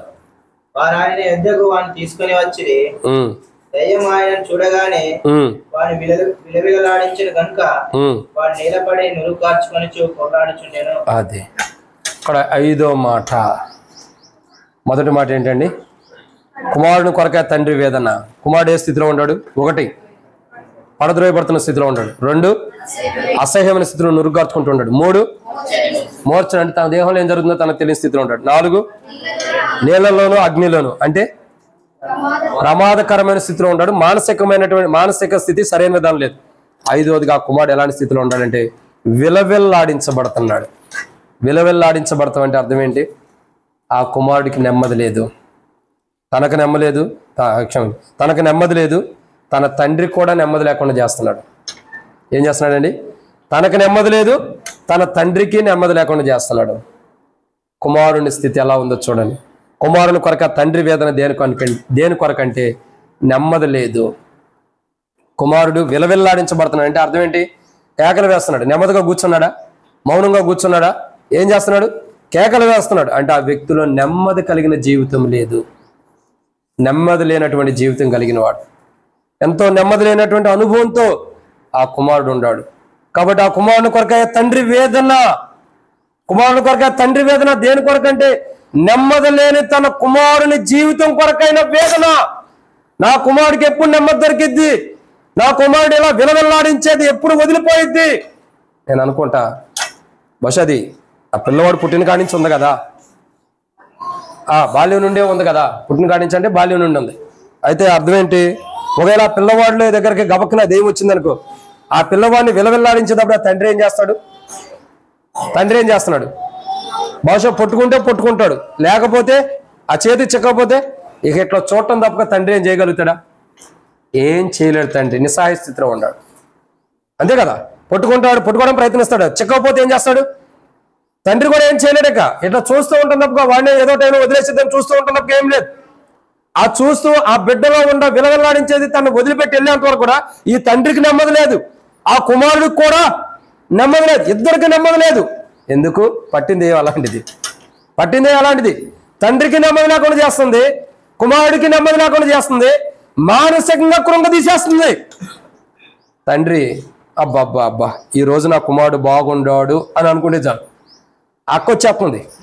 ఏ అక్క వస్తుంది? అదేం వచ్చేస్తుంది. ఈ రోజు బాగుండాడు నా కుమారుడు అనుకుంటే చాలు, ఏం బాగుండాడు అనుకుంటా, నేను ఉండని వస్తుంది, లోపలికి వచ్చేస్తుంది. ఇంకేం బాగుంటా? అన్నీ ఉండాలి ఉన్నట్లు శని అంటే అదే. ఆరోగ్యం బాగానే ఉంటుంది, అన్నీ ఉండే, అంత బాగుండాడు నా కొడుకు నా కూతురు అడిపోయే లోపలే రావాల్సింది వచ్చేస్తుంది, లోపలికే విలువలాడిచ్చేస్తుంది. ముఖం మీద చిరునవ్వు, బాగుండాడు అని నవ్వుకునే ఆ చిరునవ్వు, ముఖం మీద ఉన్న చిరునవ్వు ఆగకు మునిపే ముఖంలో నుండి కదలికలు మారిపోతున్నాయి.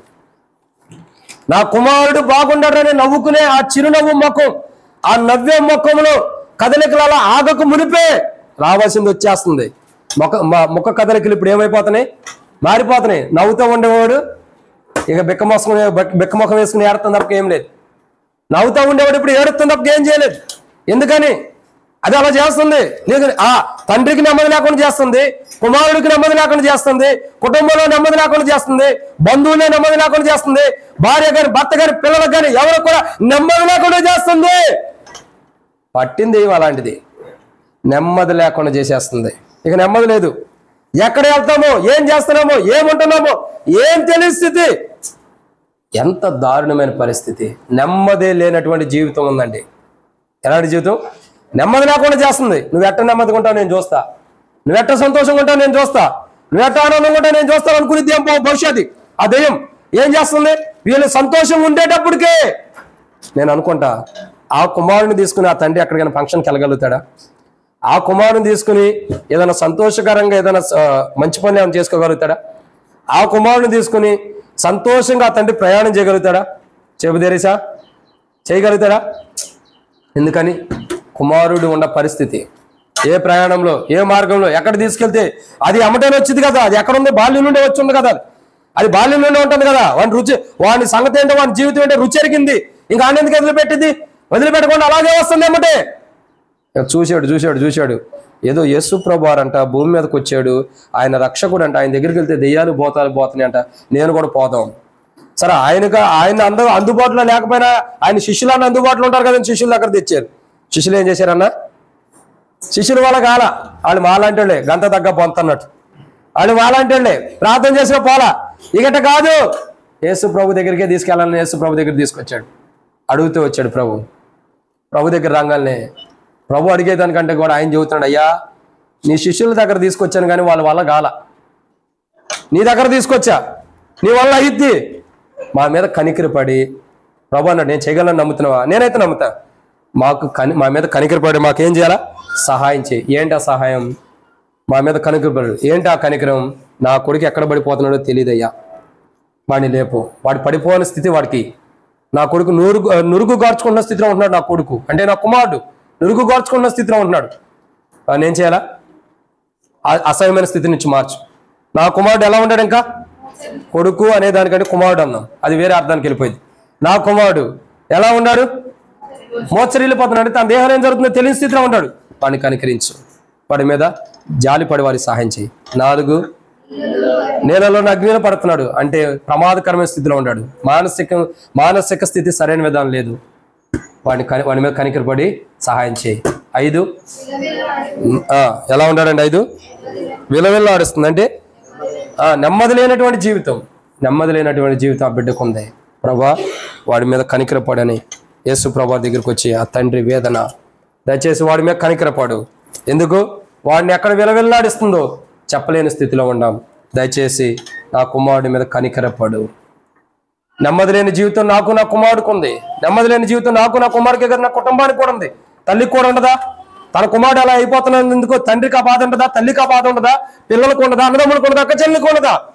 అందరికీ ఉండదా బాధ? నా కుమారుడు ఏంటి ఇట్లా అయిపోతున్నాడు, నా సోదరుడు ఏంటి, నా బంధువు ఏంటి, నా రక్త సంబంధికి ఇలా అయిపోతున్నాడు, వేదన.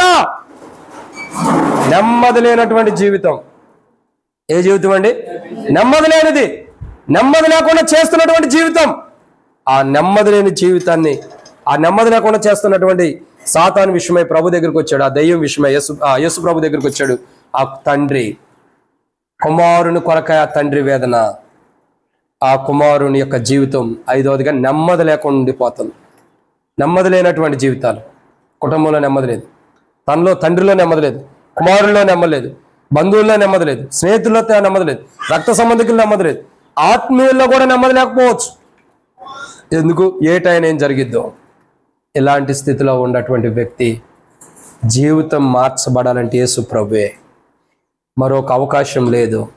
12 సంవత్సరాలు తిరిగింది హాస్పిటల్ చుట్టూ. నేను అనుకుంటున్నా 12 సంవత్సరాలు హాస్పిటల్ చుట్టూ తిరిగి ఉండొచ్చు. ఎక్కడా దొరకని స్వస్థత.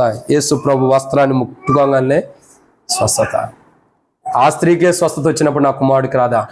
పోదాం యేసు ప్రభు దగ్గరికి అని తీసుకొచ్చాడు. ప్రభు దగ్గర పెట్టాడు. ప్రభా, ఇదే పరిస్థితి, నా కుమారుడు పడిపోతున్నాడు, నా కుమారుడు అసహ్యమైన స్థితిలో నురుకార్చున్నాడు, నా కుమారుడు దేహంలో ఏం జరుగుతుందో తనకు తెలియని స్థితిలో ఉన్నాడు, నా కుమారుడు దేహము బిగబట్టి ఏం జరుగుతుందో తెలియని స్థితిలో ఉన్నాడు, నా కుమారుడు ఎలా ఉన్నాడు? నీళ్ళలో అగ్నిలో పడుతున్నాడు, అంటే ప్రమాదకరమైన స్థితిలో, ఇంకా మానసిక స్థితి సరైన విధానంలో లేదు. ఐదవదిగా నా కుమారుడు ఎలా ఉన్నాడు? నెమ్మది లేని స్థితి. విలవిల్లాడిస్తుందంటే నెమ్మది లేని స్థితిలో ఉన్నాడు. నువ్వు మార్చు ప్రభా, నీ వల్ల అవుతుంది, నువ్వు మార్చు. అలా వచ్చాడు యేసు ప్రభు దగ్గరికి. ఆ రోజుగా తన కుమారుడు ఎలా ఉన్నాడంటే, మార్క్స్ వార్త 9:22 6వ మాట. మార్క్స్ వార్త 9:22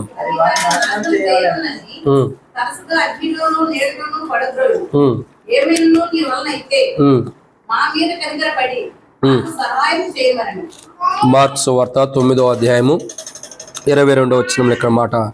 వాడిని ఏం చేస్తుందండి? నాశనము చేయవలనని. ఏం చేయాలని చూస్తుంది?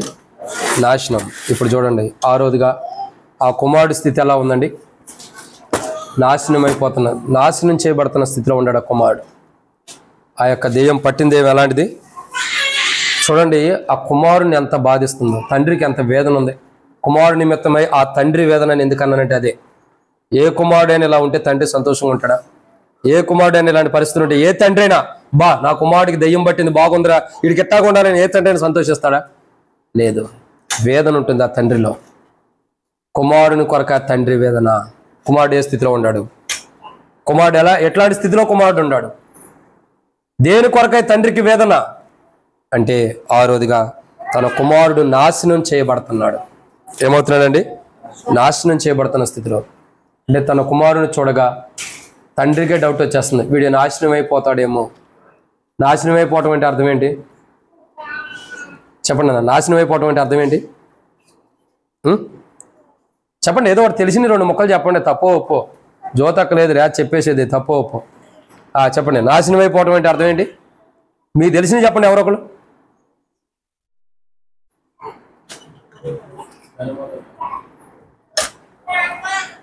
చనిపోవటం నాశనం అయిపోవటం ఒకటి కాదులేన్న. నాశనం అయిపోవటం అంటే అర్థం ఏంటి? నువ్వు నాశనం అయిపోతావరా, నువ్వు ఎట్టగా నాశనం అయిపోతావు అంటారుగా. ఆ మాటకు అర్థం తెలియకుండా మాట ఎట్ట అంటున్నారు మరి? కాక అదేనా నాశనం అయిపోవటం అంటే? మంచిదైతే అక్కకు తెలిసింది, అక్క చెప్పింది. నువ్వు నాశనం అయిపోతున్నావు.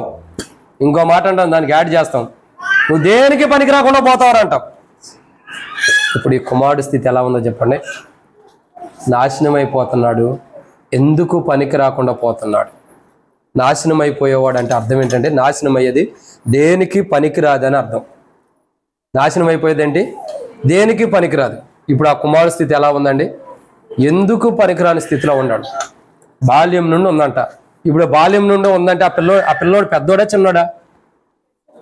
మీకు తెలిసిన కోణంలో చెప్పండి. యేసు ప్రభు దగ్గరికి వచ్చి ఏం చెబుతున్నాడు? వాడి బాల్యం నుండే ఉందని చెబుతున్నాడు. అంటే వాడు కొద్దిగా పెద్దోడు అయినట్టే కాదా? బాల్యంగా ఉన్నాడనా కాదా? బాల్యంగా ఉన్నాడనా లేదా? బాల్యంగా లేడు, కొద్ది పెద్దవాడైనాడని అర్థం. అంటే ఓ రకంగా మన భాషలో చూద్దాం, చేతికి అక్కడికి వచ్చాడు తండ్రికి, కానీ కుమారు స్థితి బాగాలేదు. అర్థమవుతుందండి? చేతికి అక్కడికి వచ్చాడు తండ్రికి, కానీ కుమారు స్థితి బాగాలేదు. చేతికైతే అక్కడికి వచ్చిన అనుభవం ఉంది, చేతికి దగ్గరలోకి వచ్చాడు కుమారుడు. అయ్యో నా కుమారుడు పెద్దోడయ్యాడు, నా చేతి కింద ఉంటాడు, నాకు ఉపయోగపడతాడని తండ్రి ఎదురు చూస్తున్నాడు. కానీ కుమారుడు స్థితి ఎలా ఉంది? తరచుగా బాగాని స్థితిలో ఉండాలి. నాశనం అయిపోతున్నటువంటి అనుభవం కుమారులో ఉంది, నశించిపోతున్న పనికిరాని స్థితి కుమారులోకి వచ్చేసింది. ఆ కుమారుడు చూడగా దేనికి పనికి రాకుండా పోతున్నాడు. అమ్మ కొద్ది బయట తీసుకెళ్ళాక, ఎందుకు పనికి రాకుండా వెళ్ళిపోతున్నాడు కుమారుడు? దేనికి పనికిరాని వాడికి అయిపోతూ వచ్చాడు, ఎందుకు పనికిరాని వాడు ఉంటున్నాడు. ఇప్పుడు ఆ కుమారుడు చూడగా తండ్రికి వేదన. చేతికి అక్కడికి వచ్చిన కుమారులు తన తండ్రికి ఎంతో కష్టపడి పని చేసి ఏదో ఒకటి చేసి ఆ తండ్రిని పోషించడము, ఆ తండ్రికి మేలు చేయటము, ఆ తండ్రిని కాపాడుకుంటూ చేతికి అక్కడికి వచ్చిన కుమారులు చేస్తూ వస్తుంటే, కానీ ఈ కుమారుడు బట్టి తండ్రికి ఎలా ఉందండి? చెప్పండి, ఈ కుమారుడు బట్టి తండ్రికి ఎలా ఉంది? వేదన ఉంది. అందరు కుమారులు చూడగా తన తండ్రికి సహాయం చేస్తున్నారు, అందరు కుమారులు చూడగా తన తండ్రికి ఏదో ఒక రీతిలో ఉపయోగపడుతున్నారు. నా కుమారుడు చూడగా ఎందుకు పనికి రాకుండా పోయాడు? ఆ వేదన తండ్రిలో ఉంది.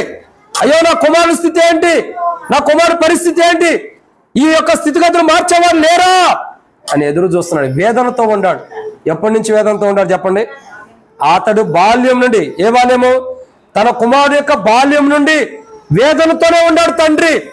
ఆ వేదనతో ఉన్న తండ్రి వేదన తొలగించబట్టానికి యేసు ప్రభు దగ్గరికి వచ్చాడు.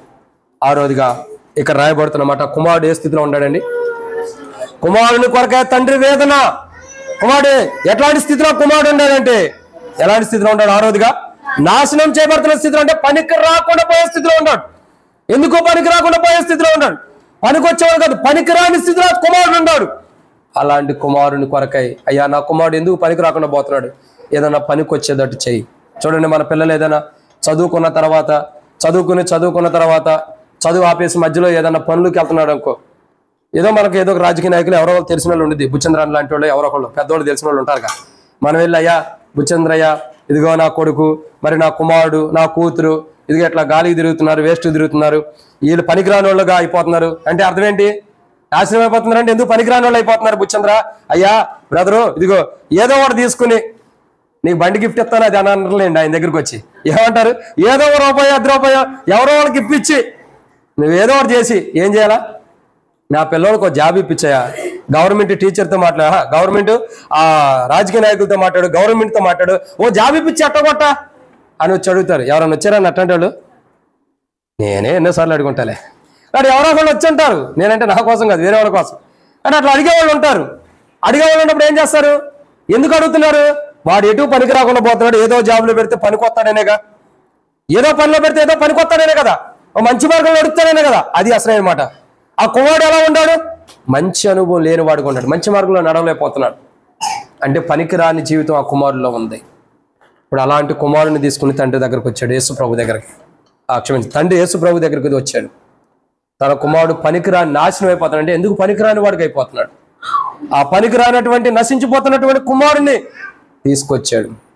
అందుకే బైబిల్ రాయబడుతుంది, నశించిపోతున్న గొర్రెల్ని వెతికి రక్షించడానికి మనిషి కుమారుడు ఈ లోకానికి వచ్చాడు.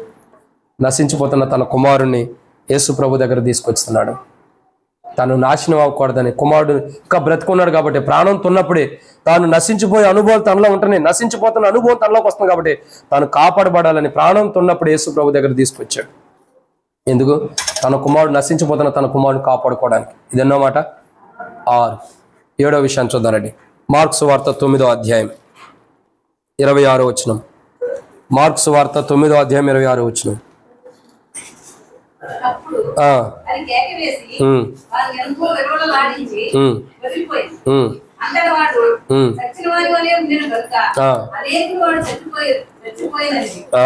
చాలు. ఎలాంటి స్థితిలో ఉన్నాడండి ఇప్పుడు? చనిపోయిన అనుభవం ఉన్నాడు. ఎలాంటి స్థితిలో ఉన్నాడు? 7వదిగా చనిపోయినటువంటి అనుభవం ఉన్నాడు. చెప్పండి, ఇప్పుడు 6 విషయాలు చెప్పాము, చెప్తే ముగిచ్చేస్తా, నాకు టైం అయిపోయింది. మొట్టమొదటిగా ఆ కుమారుడు ఎలాంటి స్థితిలో ఉన్నాడు? కుమారుడు నిమిత్తమై ఆ తండ్రి వేదన. కుమారుడు ఎలా ఉన్నాడు, ఏ స్థితిలో ఉన్నాడు? పడదురు ఎక్కడ పడిపోతున్నాడో తెలియని స్థితి. 2 అసహ్యమైన నురుగార్చుకుంటే అసహ్యమైన స్థితిలో ఉన్నాడు. 3 మోచరి అంటే తన దేహంలో ఏం జరుగుతుందో తనకు తెలియని స్థితిలో ఉన్నాడు. 4 నీళ్ళలో అగ్ని అంటే ప్రమాదకరమైన స్థితిలో ఉన్నాడు, మానసికంగా సరిగా లేడు. 5 విలవిల్లాడిస్తుంది అంటే అర్థం ఏంటి? నెమ్మది లేని జీవితం. 6 నాశనం చేయబడుతున్న అనుభవంలో ఉన్నాడు. 7వదిగా కుమారుడు ఎలా ఉన్నాడంటే చచ్చిన స్థితిలో ఉంటున్నాడు. ఎలాంటి స్థితిలో ఉన్నాడు? చచ్చినటువంటి స్థితిలో ఉన్నాడు ఆ కుమారుడు. ఓ రకంగా మరణమే తెచ్చుకున్నటువంటి స్థితి, మరణానికి సమీపంగా ఉన్నాడు ఆ కుమారుడు. అందుబాటులో ఉన్న మాట చెప్పాలి ఏంటంటే మరణానికి సమీపంగా ఉన్నాడు. ఎలా ఉన్నాడండి? మరణానికి సమీపంగా అంటే మరణపు అంచుల్లో ఉన్నాడు. ఒక మాట చెప్పాలంటే మరణపు అంచుల్లో ఉన్నాడు. ఒక అడుగు వేస్తే దావీదురాజు అంటాడు, నాకును మరణమునకును 3 అడుగులు దూరం ఉంది కదా. చెప్పాడు లేదా దావీదురాజు? ఎక్కడ చెప్పాడక్క? చెప్పాడు అంటారు. నాకును మరణమునకు ఎంత మాత్రం దూరం ఉందన్నాడు? లేదా భక్తులు ఎంత అన్నారు? నాకును మరణమునకు అడుగు మాత్రమేనంట. 3 అడుగులు యాడ్ నుంచి తెచ్చాం మనం. అడుగు మాత్రమే అంటే మరణం సమీపంగా ఉంది, దగ్గరలో ఉంది మరణం. ఓ రకంగా చెప్పాలంటే ఒక అడుగు వేస్తే మనకు మరణం వచ్చేటట్టు ఉంది. అంటే అంత మరణకరమైన స్థితిలో కుమారుడు ఉన్నాడు. అంత మరణకరమైనటువంటి బాధలో కుమారుడు ఉన్నాడు. మరణకరమైన బాధతో కుమారుడు బాధించబడుతున్నప్పుడు ఆ తండ్రికి వేదన. అయ్యో నా కుమారుడు అందరిలాగా బాగుండకుండా సంతోషంగా ఆరోగ్యంగా ఉండకుండా ఈ మరణించే మరణకరమైన వేదన ఏంటి? ఈ మరణకరమైన స్థితిలో కుమారుడికి ఏంటి? నా కుమారుడికి ఈ మరణకరమైన బాధ ఏంటి అని తండ్రిలో వేదన ఉంది. ఏముందండి? వేదన. కుమారుడికి ఎలాంటి పరిస్థితిలో ఉన్నాడు? 7వదిగా కుమారుడు మరణకరమైన వేదనతో ఉన్నాడు, మరణకరమైన స్థితిలో ఉన్నాడు. ఆ అడుగు మాత్రమే మరణం ఉండొచ్చు, ఒక 3 అడుగుల్లో మరణం ఉండొచ్చు, అది కొద్ది రోజులను మరణం ఉండొచ్చు. ఆ మరణమునకు సమీపంగా తన కుమారుడు చూడగా వేదనతో బాధపడుతున్నాడు. నిజంగా చూడండి, కుమారుడు పుట్టాడంటే ఏ తల్లిదండ్రులు కానీ సంతోషమా బాధ? ఏడ్చే తల్లిదండ్రులు ఎవరైనా ఉండారా? నీకు కొడుకు పుట్టాడు అని అంటే ఏడ్చేవాళ్ళు ఎవరైనా ఉండారా? ఎవరు ఏడవరు. ఇంకా కూతురు పుట్టిందంటే ఏడ్చేవాళ్ళు ఉండారు, కూతుర్లు పుట్టారంటే ఏడ్చేవాళ్ళు ఉండారు. అయ్యో నా కూతురు పుట్టింది మూలం కూర్చుని ఏడ్చేవాళ్ళు ఉండరు. మా అత్తగారు 3వసారి పాప పుట్టంగానే హాస్పిటల్కి వస్తూ కూడా ఏడుతూ వస్తుంది. హాస్పిటల్కి అసలు రాలే, ఇంకా డెలివరీ అయిపోయింది, ఏడుతూ లోపలికి వస్తుంది. ఎందుకు ఏడుపు? నేనన్నా ఎందుకు ఏడుతున్నావు అన్నట్టుగా కేకేశా. ఇక నా ముందర ఏడవలా, లోపలికి వెళ్ళి ఏడ్చుకుంటుంది. ఎందుకు ఏడుపు? ఆడపిల్ల పుడితే మన గర్భం కాదా, మన బిడ్డ కాదా? ఆడపిల్ల పెట్టిన మా పిల్ల పెట్టిన మన బిడ్డలే కదా. ఇప్పుడు లోకంలో చూడక ఆడపిల్ల మగపిల్ల అని వ్యత్యాసం లేదు. ఇద్దరు సమానంగా చదువుతున్నారు, సమానంగా డ్యూటీలు చేస్తున్నారు, సమానంగా చేస్తున్నారు, సమానత్వంగా ఉన్నారు, సమానంగా కొట్టుకొని తిట్టుకుంటున్నారు. అన్నిట్లోనే సమానత్వం ఉంది. లేదు కొట్టుకునే దాంట్లో కూడా సమానత్వం ఉంది. ఆయన కర్ర తిత్తే ఏమో తెస్తుంది, ఆయన ఏమ్మా అంటే ఏదైనా బూతి మాట తిడితే ఏం కూడా తిట్టేది. ఎన్ని సమానత్వాలు లేవు. చాలా మంది నిజంగా కుమారుడు పుట్టినప్పుడు ఆ తండ్రికి ఎంత సంతోషం ఉందో, కానీ ఇప్పుడున్న సిచ్యువేషన్లో ఆ తండ్రి ఆ కుమారుని నిమిత్తం ఎలా ఉన్నాడు? వేదనతో ఉన్నాడు. ఎందుకంటే కుమారుడు ఏం జరుగుతుందండి? కుమారుడికి ఏం జరుగుతుంది? కుమారుడు మరణకరమైన స్థితిలో ఉన్నాడు. ఎప్పుడు మరణం వచ్చిందో తెలియనటువంటి స్థితిలో ఉన్నాడు. అలాంటి కుమారుడి నిమిత్తమై వేదనతో ఉన్నాడు తండ్రి. అయ్యా నా కుమారుడికి ఎప్పుడు మరణం వచ్చిందో తెలియని స్థితి, ఎప్పుడు చచ్చిన వాడి వల్ల అయిపోతాడో తెలియని స్థితి. నా కుమారుడికున్న మరణాన్ని తప్పించు. ఎందుకని? మరణం తప్పించడం ప్రభు అయినా యెహోవా వశము. ఎందుకంటే యేసు ప్రభు మరణాన్ని తప్పించాడా లేదా? తప్పించాడు. ఎవరిని? చాలా మందిని. భౌతికంగా మరణించాడు అన్న వారిని కూడా తిరిగి మరణం తప్పించి తీసుకొచ్చాడు. ఆత్మీయ మరణాన్ని కూడా తప్పిస్తున్నాడు యేసు ప్రభు. యేసు ప్రభువుని విశ్వసించి యేసు ప్రభుని నమ్మి యేసు ప్రభు నేను పాపిని, నా పాపాలు క్షమించు, నన్ను పరలోక రాజ్యం జ్ఞాపకం చేసుకో ప్రభు అన్నప్పుడు, నా పాపాలు క్షమించు ప్రభు అన్నప్పుడు ఆత్మీయ మరణంలో నుండి కూడా తప్పిస్తున్నాడు యేసు ప్రభు వారు. ఇక్కడ కుమారుని కొరకై ఆ తండ్రి వేదన, కుమారుని నిమిత్తమై ఆ తండ్రి వేదన. కుమారుడు ఏ స్థితిలో ఉన్నాడు? ఎట్లాంటి స్థితిలో కుమారుడు ఉన్నాడంటే 7వదిగా మరణకరమైన స్థితిలో కుమారుడు ఉన్నాడు. మరణం తెచ్చుకునే స్థితిలో అనుకుంటున్నాం. అయ్యో అయిపోయింది నా పరిస్థితి అనుకుంటాం. అయ్యో నా పని అయిపోయిందేమో, నా స్థితి అయిపోయిందేమో. నేను కూడా అనుకునేవాడిని. గ్యాస్ ట్రబుల్ రాగానే వచ్చిన కొత్తలో, అంతకుముందు అలవాటు లేదు కదా, గ్యాస్ వచ్చిన కొత్తలో ఏడన్నా పుట్టుకోగానే అయిపోయింది నా పని, ఈరోజు నేను చచ్చిపోతానేమో అనుకునేవాడిని. ఎన్నో ఆదివారాలు ఇంటికాడి నుండి వచ్చేటప్పుడు మా రెండో పాపని ఇట్లా చూసుకుంటూ వచ్చేవాడిని. ఎందుకు? ఈ గ్యాస్ పట్టిందిగా, మళ్ళీ మందిరం నుండి తిరిగి వస్తానో లేదు, ఇదే చివరి చూపు అని చెప్పి మా రెండో పాపని ఇట్లా కళ్ళారా చూసుకుంటూ వచ్చేవాడు. అట్లాంటి స్థితిలో ఎన్ని లేవు, ఎన్ని పరిస్థితులు అలాంటి మన జీవితంలో లేవు. మరణకరమైన పరిస్థితులు, మరణం వచ్చే పరిస్థితులు, మరణానికి సమీపంగా పరిస్థితులు, మరణం దగ్గరికి వస్తున్న పరిస్థితులు ఎన్ని లేవు. అలాంటి స్థితిలో నుండి యేసుప్రభు వారు ఏం చేశాడండి? కాపాడుతూ వస్తున్నాడు. యేసుప్రభు కాపాడగలడని యేసుప్రభు దగ్గరికి వచ్చాడు. ఆ మరణపు స్థితి నుండి యేసుప్రభు తప్పించగలడు. నీ శిష్యుల వల్ల కాల, అనేక దగ్గరికి వెళ్ళిన వాళ్ళ వల్ల కాల, నీ ద్వారా అవుతుంది. మరణపు వేగంలో, మరణపు అంచుల్లో మరణంతో పోరాడుతున్న కుమారుని కాపాడటం నీ వల్లే అవుతుంది. మరణంతో దినదినము పోరాడుతున్న కుమారుని, మరణ వేదనతో దినదినం పోరాడుతున్న కుమారుని, మరణపు బాధతో దినదినము వేదనతో పోరాడుతున్న కుమారుని, మరణ పంచులున్న కుమారుని కాపాడటం నీ వల్ల అవుతుంది ప్రభువా. యేసు ప్రభు దగ్గరికి వచ్చాడు. ఇప్పుడు యేసు ప్రభు వారు ఏమంటున్నాడు? చదవండి, మాట చదివి ప్రార్థన చేసి ప్రార్థనలోకి వెళ్దాం రండి. 21వ వచనం, మార్కు సువార్త 9వ అధ్యాయం 21వ వచనం నుండి. మార్కు సువార్త 9వ అధ్యాయం 21వ వచనం నుండి.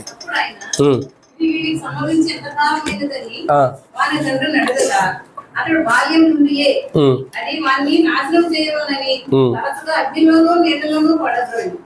ఏమైనాను నీ వలనైతే మా మీద కనికరపడి మాకు సహాయం చేయమని. అందుకు యేసు, నమ్ముట నీ వలనైతే నమ్మువానికి సమస్తము సాధ్యమే అని అతనితో చెప్పాడు. వెంటనే ఆ చిన్నవాడి తండ్రి, నమ్ముచున్నాను, అపనమ్మకం తగ్గకుండా సహాయం చేయమని పెద్దగా చెప్పాడు. 2 సార్లు సహాయం కోరుకుంటున్నాడు ఆ తండ్రి. ఒకసారి తన కుమారుని నిమిత్తమై ఉన్న వేదన పోవటానికి దేవుని సహాయాన్ని కోరుకుంటున్నాడు. రెండోసారి ఎప్పుడు సహాయం అడుగుతున్నాడు? అపనమ్మకం రాకుండా ఉండటానికి దేవుని సహాయం అడుగుతున్నాడు. ఈరోజు మనం దేవుని సహాయాన్ని కోరాలి. ఎందుకు? మనలో అవిశ్వాసం రాకుండా ఉండటానికి, 2 మనకున్న పరిస్థితులు తారుమారుగా దేవుడు చేయటానికి ఉన్న వేదనలు. ఈరోజు ఆ తండ్రి వలె ఇక్కడ కూర్చున్న నీ నా జీవితాల్లో భవిష్య కుటుంబం కానీ, కుటుంబానికి సంబంధించిన రక్త సంబంధికుల్లో కానీ, ఎక్కడున్న సంఘస్థుల్లో కానీ, లేదా మనలో కానీ ఒకవేళ తండ్రికి ఉన్న వేదన లాంటి వేదన మనలో ఉంటే, ఈ యొక్క ఉదయకాల సమయంలో మనం చేయాల్సిన పని ఏంటి తెలుసా? ప్రభువునందు విశ్వాసం ఉంచాలి, నమ్మకం ఉంచితే చాలు. నీవు నమ్మిన ఎడలా నమ్మువానికి సమస్తం సాధ్యమన్నాడు. యోహాను సువార్త 11:40 వచ్చిన తర్వాత నీవు నమ్మిన ఎడలా దేవుని మహిమను చూస్తావు అన్నాడు. ఈరోజు మనకి ఎలాంటి వేదన ఉందా? ఎందుకు ఈ కుమారుని గురించి ధ్యానించమంటే మనకి వేదన ఉండొచ్చు. ఈరోజు ఇక్కడ కూర్చున్న నీ నా జీవితంలో ఎలాంటి వేదన ఉందా? ఆ కుమారుని లాగా నీ కుమారుడు, నా కుమార్తె, మన బిడ్డలాగా వేదన మనకుందా? కుమారుని నిమిత్తమే తండ్రికి ఉండే వేదనలాగా నీకు నాకుందా? ఆ తండ్రి తన కుమారుడు ఎక్కడ పడుతున్నాడో తెలియని వేదనతో ఉన్నాడు. ఆ తండ్రి తన కుమారుడు అసహ్యమైన స్థితిలో ఉన్న వేదన చూస్తున్నాడు, ఆ వేదనతో ఉన్నాడు. ఆ తండ్రి తన కుమారుడు ఎక్కడ మోక్షంలో అంటే ఏం తెలియని స్థితిలో ఉన్నాడు, దాన్ని బట్టి వేదనతో ఉన్నాడు. ఆ తండ్రి అగ్ని లేదంటే ప్రమాదకరమైన స్థితిలో తన కుమారుడు మానసిక స్థితి సరైన విధానం లేని దాన్ని బట్టి వేదనతో ఉన్నాడు. ఇంకా అంటే నెమ్మది లేని స్థితిని బట్టి వేదనతో ఉన్నాడు. ఇంకా నాశనం చేస్తున్న పరిస్థితిని బట్టి వేదనతో ఉన్నాడు. ఇంకా ఎందుకంటే పనికిరాని స్థితిలో ఉన్న దాన్ని బట్టి, ఇంకా చచ్చిన స్థితి అంటే మరణ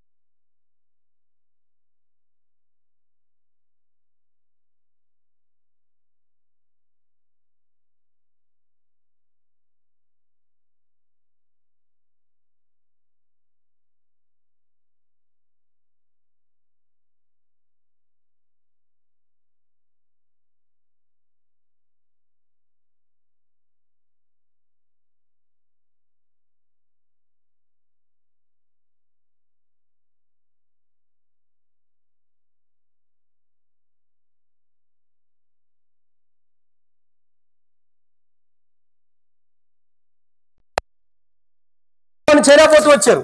ఎందుకని శిష్యులు చేరకపోతూ వచ్చారు? ఎందుకని 700 అనుభవాన్ని శిష్యులు చేరకపోతూ వచ్చారంటే, రండి, శిష్యుల జీవితాలు ఎందుకు జరగలేదు?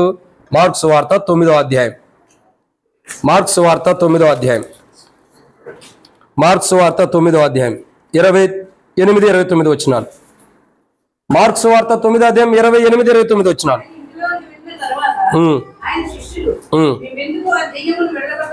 వాళ్ళే డైరెక్ట్ చెప్పేస్తున్నారు, మా వాళ్ళు ఎందుకు కాలేదు చెప్పు రబ్బా, మేము ఎందుకు ఆ దయ్యాన్ని వెళ్ళగొట్టలేకపోయాం.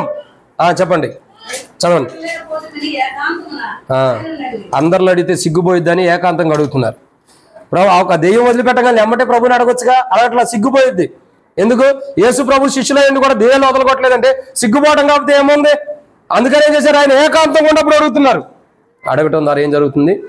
ప్రభు అంటున్నాడు, అందుకు ఆయన ప్రార్థన వల్లనే పుటములో వేయబడి 2 కింద ఏమని రాయబడుతూ వచ్చి చూడండి పుటములో, అనేక ప్రాచీన పత్రుల్లో వలనను ఉపవాస వలననే అని కూర్చబడి ఉన్నది. ఏమని కూర్చబడి ఉందండి? ఉపవాసం వలన. ఇప్పుడు చెప్పండి, 7 అనుభవం కలిగినటువంటి కుమారుని బట్టి తండ్రికి ఉన్న వేదన, కుమారుని బట్టి తండ్రికి ఉన్న వేదన పోవాలంటే తండ్రి కానీ ఆ వదిలించే వ్యక్తి అయినా సరే ఎవరైనా ఏం చేయాలా? ఉపవాస ప్రార్థన. యేసు ప్రభువు చెబుతున్నాడు, ఉపవాస ప్రార్థన వల్లనే. అందుకు ఆయన ప్రార్థన వల్లనే అని రాయిస్తూ వచ్చాడు. పుటంలో ఏమని రాయబడుతూ వచ్చింది? ఉపవాస ప్రార్థన వలన. ఉపవాస ప్రార్థన వల్ల తండ్రికి ఎలాంటి వేదన ఉందా? 7 అనుభవం కలిగిన వేదనని మనం పోగొట్టుకోవడానికి అవకాశం ఉంది.